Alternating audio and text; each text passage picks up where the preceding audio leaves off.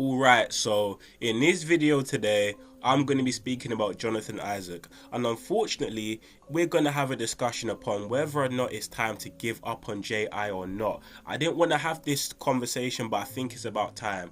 But before I get into it, please make sure you like the video, subscribe to the channel, and without further ado, let's jump right into the topic of it. So, Jonathan Isaac, just in case you may have forgotten what he looks like, is the man on the screen right here. He may look very different, we don't know because we haven't seen him on the floor, but in media day he looked like this. He seems to put on a lot of good muscle, looks a lot more healthier, but we're never going to see how he could have improved his game on the court because he's never able to play.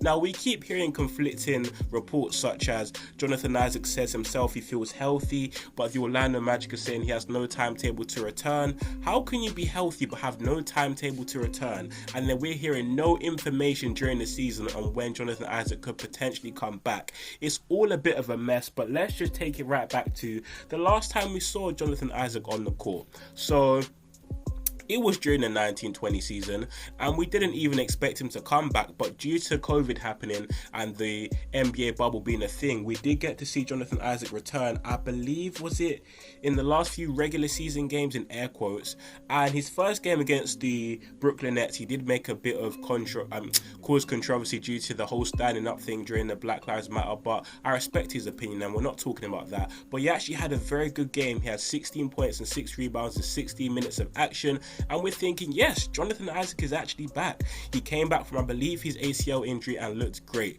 However, in his second game, tragedy struck. He, I believe, tore the same ACL or something, and yeah, in 16 minutes, weirdly enough again, this time he got injured against the Kings, and he has been out ever since. Now, what I don't understand is why we're not getting that much transparency on his injury. I understand that he's a big man who's suffered with a lot of lower leg injuries, so you've got to be pretty careful. When I mean big man, he's big in frame, but we all know he plays the small forward, power forward position. But at the same time, it's a bit weird how Jonathan Isaac has only played 136 games in his NBA career, and the Orlando Magic have played 413 games since he's been drafted. Bearing in mind, these statistics are very, very inaccurate, as the 136 games Jonathan Isaac has played are including the playoff series he played in 2018-19 for the Magic, but these 413 games are strictly regular season games to this point as of December the 1st. So if we're going to do the maths on this very unbalanced equation, which is more in Jonathan Isaac's favour, we're going to do 413 minus 136, which is the amount of regular season games the Orlando Magic have played since he was drafted versus the total amount of games, including postseason games, Jonathan Isaac has played since he was in the league. Which means he has missed 277 games since he's been drafted, which is absolutely abysmal. Now, am I blaming Jonathan Isaac? No, but this whole thing has just been a catastrophic mess, as you've given him this big contract, yes, with a lot of injury incentives, but at the end of the day, I just don't feel like this whole thing has been dealt properly with the fans or with Jonathan Isaac himself. Is he actually healthy, or is he still dealing with a lot of pain? Because I like what the Chicago Bulls have done with Lonzo Ball. For example, we understand that Lonzo was meant to have recovered a long time ago, but they communicated with the fan base that he's still experiencing a lot of unforeseen pain, so therefore he's going to miss the entire of this season. Why can't we have that same level of communication?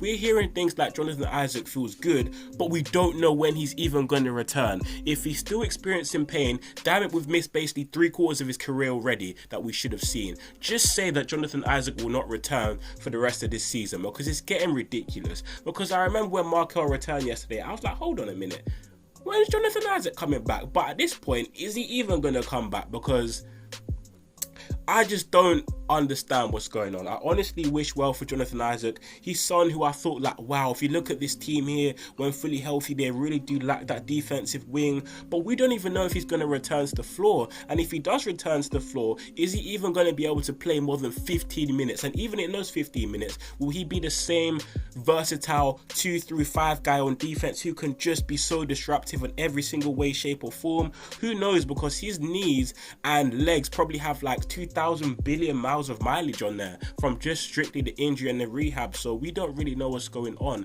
And it's just really sad because this is someone who had a lot of potential, who I had a lot of high hopes for, because he's 6'11" with this 7'2" wingspan. He can defend multiple positions. He had an inconsistent shot, but he started to get it going, especially towards the end of his rookie season / his second season. And I thought Jonathan Isaac could really develop into being a great NBA player, even an all-star. But who knows what's going to happen with his career? Like, think about it this way. If Jonathan Isaac's contract's up in a couple of years, I believe he has 1 or 2 more years left after this, who's going to pick him up, even if it's on a minimum deal? Because we don't know his health situation. You've got Bobo who's kind of stealing the hype off him because Bo's just an absolute monster. So it's like Jonathan Isaac now is kind of like an afterthought, which is very sad to see, because like I said, he has a lot of potential and a lot of ability to go alongside it, and now we know nothing about it. So somehow, some way, if someone from the Orlando Magic apparently somehow finds this video, whether it might be Jamal Mosley or it might be, I don't know who else is in that front office, John Hammond, the GM, if you watch this video, please communicate with us what is going on with Jonathan Isaac. Please. Is he going to come back or not? Don't tell me about this no timetable rubbish. It's been like that for over a year. Can he not play basketball again? We just want to know as fans, because this is getting a bit out of hand and a bit out of control. And Jonathan Isaac, if you're watching this video, I'm not hating on you, bro. I think you are a very, very talented NBA player, and you fit perfectly in this modern day NBA of tall guys who can guard the perimeter, can shoot, can put the ball on the floor. You would have been perfect in this modern NBA, but your injury concerns and the things that have been happening on and off the court have just been very confusing. So I wish the best for you, Jonathan Isaac, but I genuinely just want to know what is going on. Now, I'm gonna just end this video right here because it's making me feel a bit emotional. You can hear my voice, I'm getting a bit riled up talking about this, because hey, I really do like Jonathan Isaac as a player and he seems like a cool person. But hey, it might be time to move on from those past thoughts and look forward to the future, which could be Wemby, which could be Scoot Henderson, which could be I don't even know who, and it definitely will be Bobo and Paolo Banchero, and hopefully Markelle Fultz in that mix too. But that's all I really got for this video, guys. Please let me know what you guys feel about Jonathan Isaac in the comment section down below. Do you share my frustration, or do you feel like I'm just absolutely talking out of my bum and I'm just exaggerating? I really want to know. But as a whole, I can guarantee we all share the same thing in common, which is just give us transparency of what's going on with J.I.'s career. But hey, thank you guys for listening. Thank you guys for watching this video. I greatly appreciate you all. And yeah, I'm out. Peace.